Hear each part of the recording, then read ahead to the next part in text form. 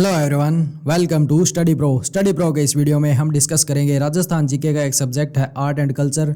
और art and culture में एक टॉपिक है लोक देवता एग्जाम के लिए काफ़ी इंपॉर्टेंट टॉपिक है। तो ज़्यादा विलम्ब न करते हुए शुरू करते हैं।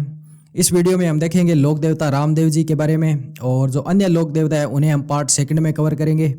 और रामदेव जी का जीवन परिचय क्या है, इन्होंने कौन से लोक कल्याणकारी कार्य किए और कौन से इन्होंने साहित्य कार्य किए, इन सभी चीज़ों को इस वीडियो में हम देखेंगे। तो शुरू करते हैं इनके जीवन परिचय से। इनके जो पिता का नाम है वो है अजमाल जी और माता का नाम है मेणादे। और रामदेव जी को कृष्ण का अवतार माना जाता है, और इनके एक भाई थे वीरमदेव जी जिन्हें बलराम का अवतार माना जाता है। इनका जो जन्म हुआ था वो हुआ था उड़कासेर गांव और शिव कस्बे में, और ये पड़ता है बाड़मेर जिले के अंदर। और मैप में आप देख सकते हो बाड़मेर जिला यहाँ पर है राजस्थान के मैप में। इनकी जो जन्म तिथि है वो है भादवा सुदी द्वितीय, यानी बाबारी बीज इसे कहा जाता है। और इनका जो जन्म सन है वो है 1405 ईस्वी, और इन्होंने जीवित समाधि ली थी वो ली थी 1458 ईस्वी में। पत्नी का नाम है नेतल दे, और अमरकोट के सोडा दले सिंह की ये पुत्री थी। इनकी जो धर्म बहन है वो थी डालीबाई, और वो मेघवाल जाति से संबंध रखती थी।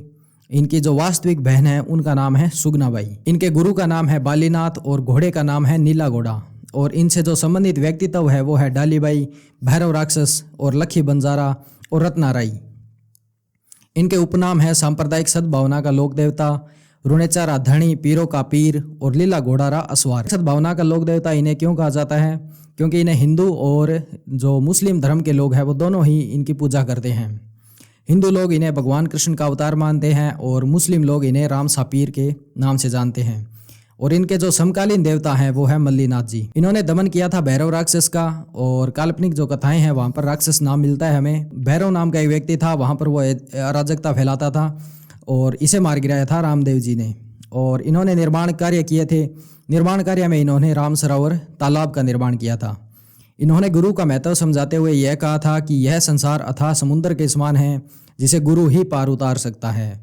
और इनके संबंध में एक लोक कथा प्रचलित है, लखी बंजारा के पास काफ़ी बैल हुआ करते थे, और रामदेव जी इन्हें कहते हैं कि लखी बंजारा है महना ले चलो मारवाड़। और इन्होंने एक पंथ की स्थापना की थी जिसका नाम है कामड़िया पंथ। कामड़िया पंथ की जो महिलाएं होती हैं वो तेरह ताली नृत्य करती हैं। समाज सुधार के रूप में इन्होंने काफ़ी कार्य किए थे, जैसे छुआछूत और ऊंच नीच का विरोध किया था इन्होंने, जाति प्रथा का विरोध किया था। और इनके संबंध में एक दोहा है कि हरिजन मारे हार हीरा, मोतिया मूंगा कहवे मारा लाल। धर्म से संबंधित इन्होंने काफ़ी कार्य किए थे।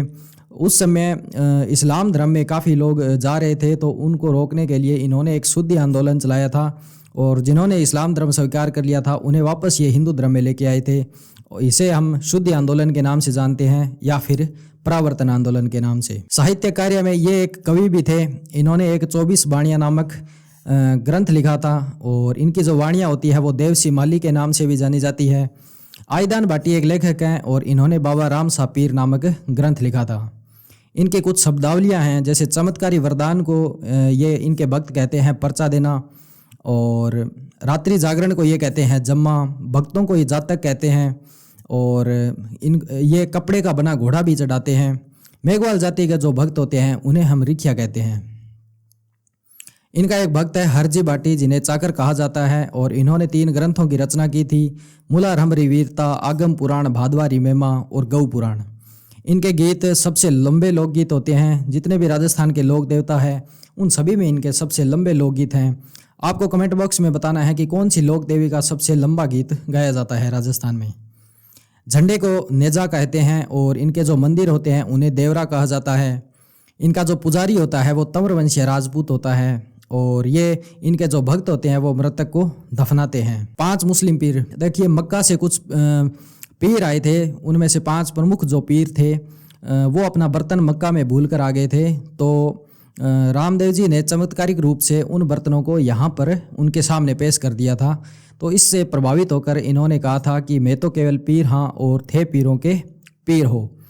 इसका मतलब इन्होंने उनको एक पर्चा दिया था। और ये जो स्थान है वो है पंचपिपली स्थान, और यहाँ पर स्थित है पर्चा बावड़ी। समाधि इनके भाद्रपद शुक्ल एकादशी को इन्होंने ली थी, और राम सरोवर की पाल पर है ये। यहाँ पर पूजा की जाती है इनके पैरों की, यानी इनके पद चिन्हों की, जिन्हें पगलिया भी कहा जाता है।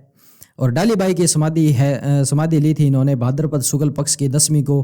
इन्होंने 10वीं को ली थी। टालीबाई की जो समाधि है वो 10वीं की है और इनकी जो समाधि है वो है एकादशी की। मेले का आयोजन होता है भाद्रपद शुक्ल पक्ष द्वितीया से लेकर एकादशी तक और सांप्रदायिक सद्भावना का ये सबसे बड़ा मेला है। ये मूर्ति पूजा के विरोधी भी थे और इन्होंने कहा था कि पूजते पत्थर उम्र सब खोई, सुपने अकल नहीं आई। इनके कुछ मंदिर भी प्रसिद्ध हैं, जैसे रामदेव जी के प्रमुख मंदिर हैं मसूरिया पहाड़ी, ये है जोधपुर के, बिराटिया खुर्द ये है पाली के, और सुरताखेड़ा जो मंदिर है ये चित्तौड़गढ़ का, छोटा रामदेवरा इनका गुजरात में भी फेमस है, और द्वितीय रामदेवरा या फिर मिनी रामदेवरा और छोटा रामदेवरा से आप कंफ्यूज मत हो जाना। छोटा रामदेवरा गुजरात का है और द्वितीय या फिर मिनी रामदेवरा है खुंडियावास गांव यानी पर्वतसर तहसील नागौर का।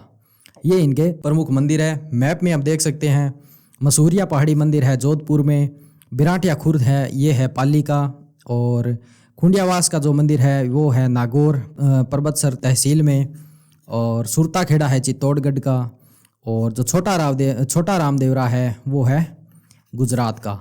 तो ये थे रामदेव जी लोक देवता के रूप में, और बाकी के जो लोक देवता हैं उन्हें हम डिस्कस करेंगे नेक्स्ट वीडियो में।